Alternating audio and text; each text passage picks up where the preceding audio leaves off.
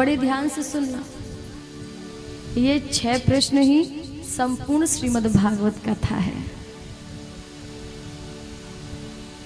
पहला प्रश्न, मानव के लिए परम धर्म क्या है? आजकल जीवन तो जी रहे हैं और बोलते भी हैं धर्म करो, लेकिन धर्म से विचलित है। धर्म है क्या उसको पता ही नहीं। तो यहाँ भी ये प्रश्न भी संतों ने जो 6 प्रश्न किए वो अपने लिए नहीं, जन कल्याण हेतु। पहला प्रश्न, मानव के लिए परम धर्म क्या है? श्री सूत जी मुस्कुराए। अरे सौनक ऋषियों, मानव का जो परम धर्म है, सबसे बड़ा धर्म है, इस संसार में आकर के, इस पृथ्वी पर आकर के, इस मृत्यु लोक में आकर के केवल और केवल निष्काम भाव से मेरे गोविंद के चरणों से प्रीति करना है, उनकी भक्ति करना है। मानव देह पाकर के मानव के लिए परम धर्म केवल एक ही है, निष्काम भाव से गोविंद से प्रीति करना, उनकी भक्ति करना। भक्ति तो सब करते हैं, लेकिन भक्ति भी कई प्रकार की होती है। कुछ कुछ भक्तजनों की भक्ति केवल मांगने वाली होती है, ठाकुर जी ये भी दे दो, ठाकुर जी वो भी दे दो। लेकिन कुछ भक्तों की भक्ति ऐसी होती है जिन्होंने जीवन से अपनी इच्छाओं को ही दमन कर दिया, कोई जीवन में इच्छा रखी ही नहीं। बस एक ही उदाहरण, हे गोविंद तू मेरा और मैं तेरा, और कुछ भी नहीं। मानो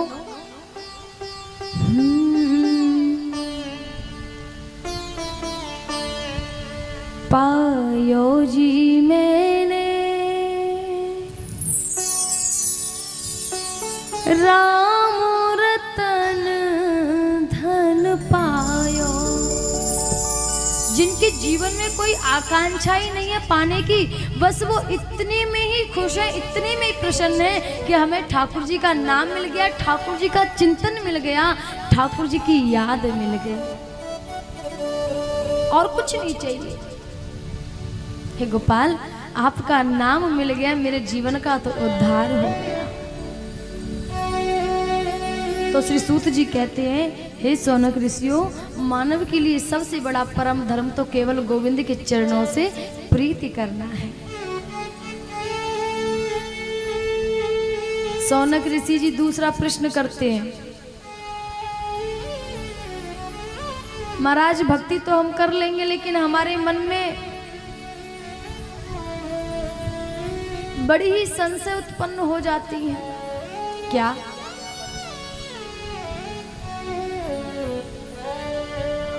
खासकर हमारी सांसारिक लोगों के लिए पूछा गया, क्योंकि हमारे यहाँ कहते हैं, हमारे हिंदू धर्म में 33 कोटि देवी देवता है। अब कोटि के दो भाव होते हैं, 2 अर्थ होते हैं। एक कोटि का अर्थ होता है करोड़, और एक कोटि का अर्थ होता है प्रकार। तो कुछ हमारे प्रभु के भक्त कहते हैं कि 33 करोड़ देवी देवता। नहीं, 33 करोड़ नहीं है। हाँ, यहाँ जो 33 कोटि कहा गया है, उसका अर्थ हम 33 करोड़ का नहीं करेंगे, उसका अर्थ हम 33 प्रकार करेंगे। जैसे नाम का वृक्ष एक होता है, लेकिन उसकी शाखाएं, तना, फल, पत्ती, फूल कितने हो जाते हैं। तो यही संशय संसार के लोगों की दूर करने के लिए दूसरा प्रश्न सौनक ऋषियों ने किया कि महाराज देवता तो 33 कोटि हैं, किसको पूजा जाए और किसको छोड़ा जाए, किसकी आराधना करें और किसको छोड़ दे। श्री सूत जी मुस्कुरा के कहने लगे, अरे महाराज, ये तो रामचरितमानस में राम जी भी स्पष्ट कहते हैं, तुलसीदास बाबा लिखते हैं शिवद्रोही मम दास कहावा। शिवद्रोही मम दास कहावा। शिवद्रोही मम दास कहावा। शिवद्रोही मम दास कहावा। तीनर मोहि सपने नहीं भावा। तीनर मोहि सपने नहीं भावा। शिवद्रोही मम दास कहावा, यानी कि कोई जीव शिव जी से घृणा करे, द्वेष रखे और मेरी पूजा आराधना करे, तो ऐसे जीव को सत्यता की तो बात छोड़ो, मैं सपने में भी स्वीकार नहीं करता। इसलिए यहाँ श्री सूत जी दूसरे प्रश्न का उत्तर दे रहे हैं। कहते हैं कि हे शौनक ऋषियों, मेरा तो आपसे एक ही निवेदन है, निष्ठा एक पर रखो, निंदा किसी की मत करो। निष्ठा मतलब बोले विश्वास एक पर रखो, भरोसा एक पर होना चाहिए और बुराई किसी की ना करो।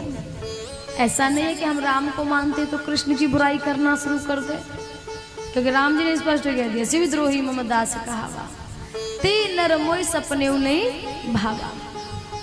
ऐसे भक्तों को तो मैं सपने में भी स्वीकार नहीं करता।